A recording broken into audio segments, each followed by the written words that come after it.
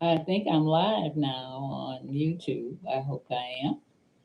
And of course, this is a new venture for me because normally I come on Facebook and I wanted to really broaden the audience and I wanted to broaden what I have to give to you.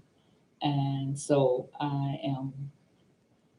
this is my first day of going live on YouTube. What I want to talk about today and share with you is what I call our global perception of the world as it is, and how we are trained to look at the world in a certain way. And most of the training that we receive is from leaders, it's from media. And I want you to challenge yourself to take a deeper look at how you should be looking at things rather than how it appears that we are globally programmed to see them. And I think there's danger in us adopting those global perceptions because they, for me, do not show a truthful look at what is happening globally, nor are they capable of showing it. So we have to do some research and we have to question ourselves as to how we look at things and why we look at things a certain way. So my challenge is this. Basically, when we look at the news or we hear from leadership or we hear even conversations among ourselves, what we form is a global look at things. Say, for instance, I hear a story about young people are no good and all they want to do is just text and that. That's a global look because guess what? How could they tell you how young people look at things all over the world when there's 7.6 billion people on the planet? A lot of them don't have access to media. So when they tell you all young people, we tend to look at that as all young people instead of basically the data is showing us that 90% of people really get it. 90% of people really are not in the limelight where the news media wants to show them because it appears to me, I no longer really look at the news, but it appears to me that basically on the news media, they want us to think a certain way and they want us to think that it includes the whole world and that what they're saying is the truth of the whole world when it would be impossible for them to tell the truth of the whole world. Impossible. They don't have access to much of it. So when we hear them, we decide that they are telling our truth. We make what they say our truth. If I if I look at the news and I have canceled out looking at the news because all the places where they show me or they influence my thinking don't uplift me, nor do they cause me to be hopeful, or do they cause me to be encouraged.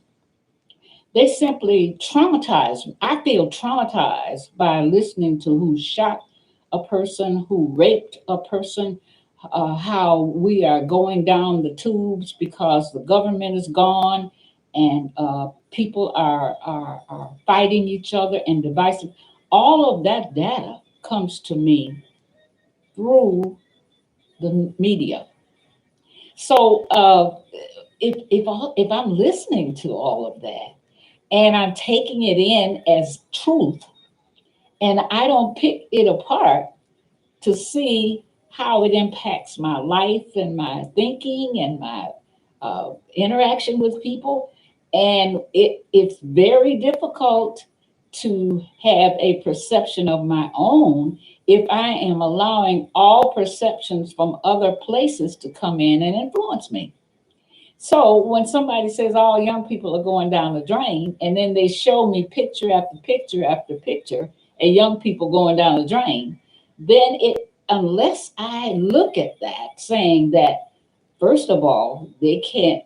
they're limited at how much access they have to all the young people. That's number one.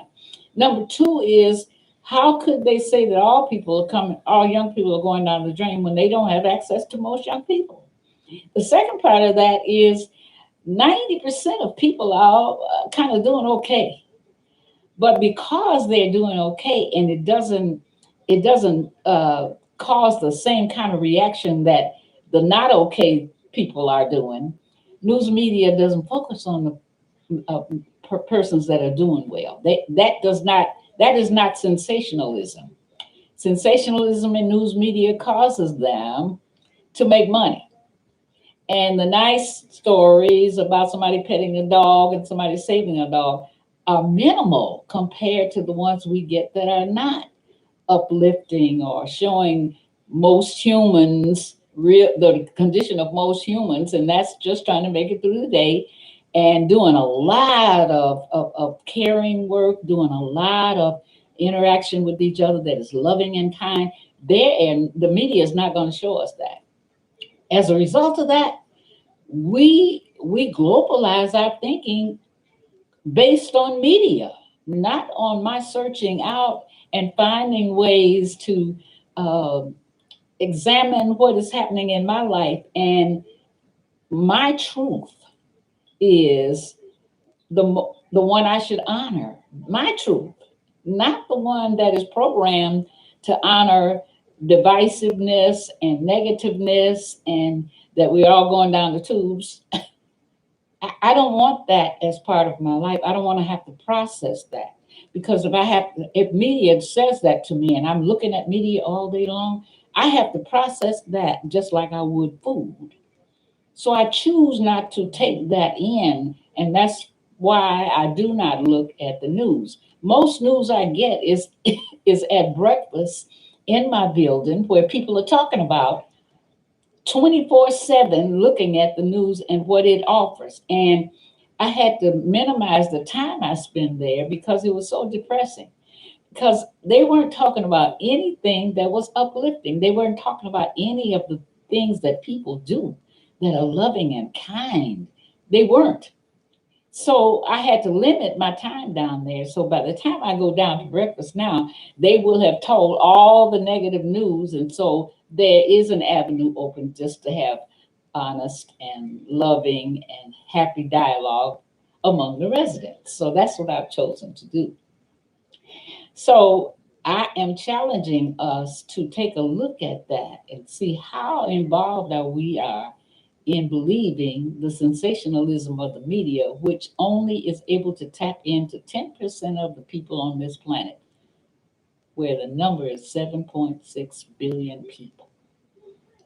To me, I have intelligence enough to look at the good things in my life and choose to look at those that are good to me and influence me in a positive way so I can pass my positivity on to others. I choose to do that. So as a result of that, I place myself in positions to be uplifted. I place myself in positions to be encouraged and to encourage. I place myself in positions to be happy. And in the midst of a storm, there is a place called the eye. And what I've chosen to do is to be in the eye of this storm system that we call planet Earth and how it operates. So even though that storm is swirling around me, in the eye of it, I can observe it, but I don't have to actually experience the going around in that circle that is tormenting me, that is shaking me up. I can choose not to be there. Even though the circumstances of the storm are visible to me and emotionally I can experience what they could feel like, I don't have to attach myself to the what I call the non-truth of them. I can have the peace in the midst of that storm. And that's where I've chosen to be. And I want to challenge us because as I continue to observe uh, conversations, what I'm hearing is everybody is talking globally, rather than their own perception of the things by their own analytical process, their own. Does it make sense that if they cannot reach 7.6 billion people, that they can say that all young people are going down the drain? No, not for me. Can they say that people have charge over their lives when the fact of the matter on this planet is that 80 families out of the 7.6 billion people on this planet control more wealth than all of the other people in the planet combined? With that fact in mind, that tells me something, that the major emphasis on this planet is money. And the power that holds that money is that it dictates the planet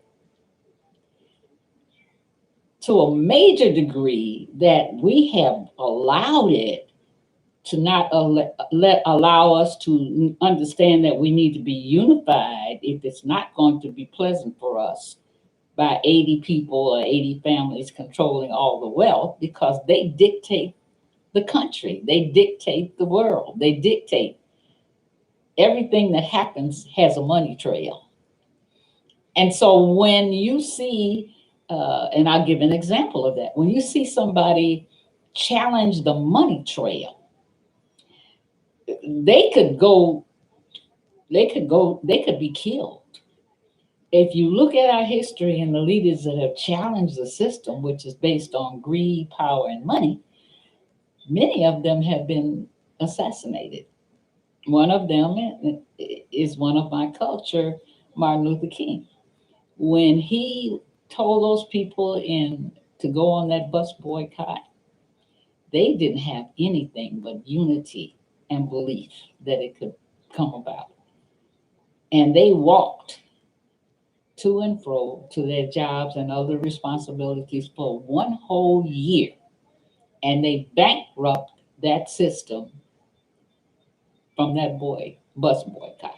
So you see the history, but there was a price for that.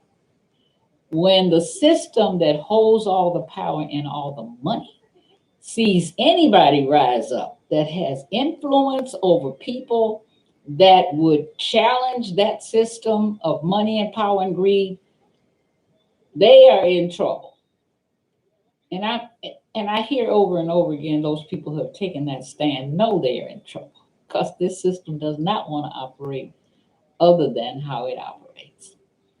So he proved that if we unify and we take charge and be willing to wait on the process to take place, they couldn't go on and on and on without the Black population down there riding those buses. So they went bankrupt. So does that tell us something? It tells me something, that there's power even without the dollars. And probably much of it was, there's a money trail to that, but it has to be a quiet one because it was against the system too. So I'm saying all that to say I want to continue to challenge myself to be careful about what I talk about in terms of this global perception that I've been given, uh, in terms of how I see other people. I want to challenge myself, and I want to challenge you. Think about it. Where is your truth?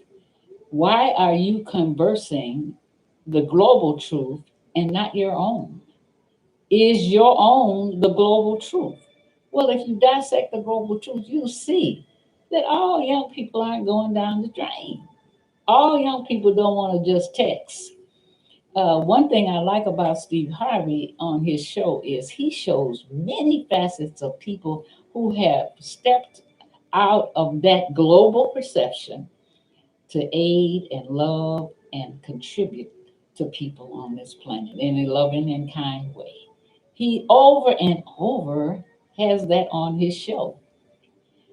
And I uplift myself many times based upon looking at the people on that show who have done major things in the lives of other people in a loving way. It crosses boundaries of sex, crosses boundaries of culture, it crosses boundaries of economic status. It seems to be a heart thing that people in their hearts just are called to do good deeds.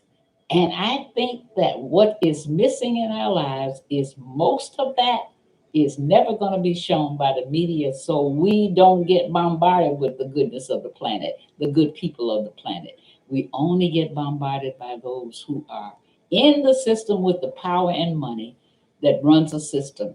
And as a Christian, that I can see now why God said, "Don't be conformed to this world," because it's nothing that uplifts me in this world that I have been able to decipher among the things that I take in to enhance my life.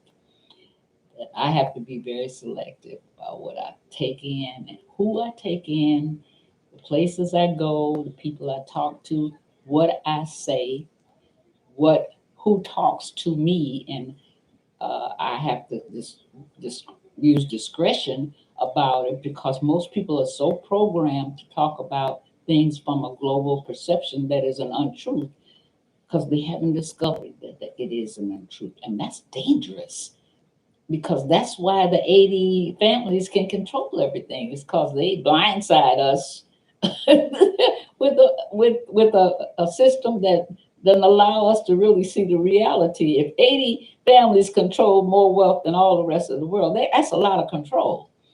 And money and greed is the basis in this world. And we see it over and over again. People love money and they love to look at money and all of that. And so they make that the what we want to achieve is an economic richness. It was so funny when I was watching something on my phone. It flicks on, and I allow myself at times to catch some of the stuff that goes on there. And they were talking about something against Mark Zuckerberg, and they said he was going to be millions of dollars poorer as a result of whatever. How can you be a gazillionaire and be millions of dollars poorer? How does poorer fit into that kind of money? So it was just hilarious to me that somebody would even print that. But that's how blindsided we are. And the system is designed to blindside us. The system is designed so that the controlling people can stay in control. Because as I can see it, the more money and power that's gained in those areas, the more power and money is desired. The people with money who are doing the good work choose to be silent because the people that want to keep it for reasons that are not loving will down the people that have money that are giving, and they talk about it. So it's a lot of quiet givers, and I notice when we look at hospitals and we look at institutions that are donated by people. These pictures in hospital walls and these statues in different places where people have contributed their wealth to hospitals, to institutions for the betterment of those institutions. When I was way up in the East Coast on a cruise, there was a white couple whose life had been spent making sure that the African American experience and history was noted in a museum up there. That just shocked me. Media is not going to tell me about that. So I have to do some interaction with people. And one interaction we can do is do some history research, search the people in the Black people, search the Native Americans, search the Latinos that are going to tell us truth. Because media is not going to include them in truth, not in what the media wants us to learn. So we can learn it, now we have access to it more than ever, just by the drop of a finger on a button. I can find out some truth from the Native Americans in their documentary, how they are treated and are now. My son lives in South Dakota and he has firsthand experience on those reservations, which are deplorable. But the media is not telling us about those. When growing up, in terms of the Latinos, we were told all Latinos does was smell like garlic and uh, were fighters. We were told anything good about Latinos. So when I met a young man in the work that I do, and he had a master's degree at University of Chicago, I was just shocked. And that hasn't been long ago. So you see how long I have allowed myself to be misinformed. So in this latter day, since I'm still here, my health is pretty good. I'm not going to continue to be uninformed. I'm not going to continue to be misinformed. I'm going to look at some truths because the beauty of people is enormous. But the controllers don't want us because that brings power. The love those people had as they walked down there so that they could have equality in terms of riding those buses. They don't show much about that. A whole year of walking. They don't show much about that. I know very little about Native Americans. I know very little about the Latino population. That's crucial to us really understanding the power that these elites with all the money and power are dictating our thought process. So I am just challenging you, and I will be on again to talk about issues as they come to me that impact my life, and hopefully you can examine them so that you can make some choices that might be better for you. So I'm going to end the stream now. This is my first day, so I'm still fumbling and bumbling, trying to be technology savvy, and just have a little patience with me as that happens.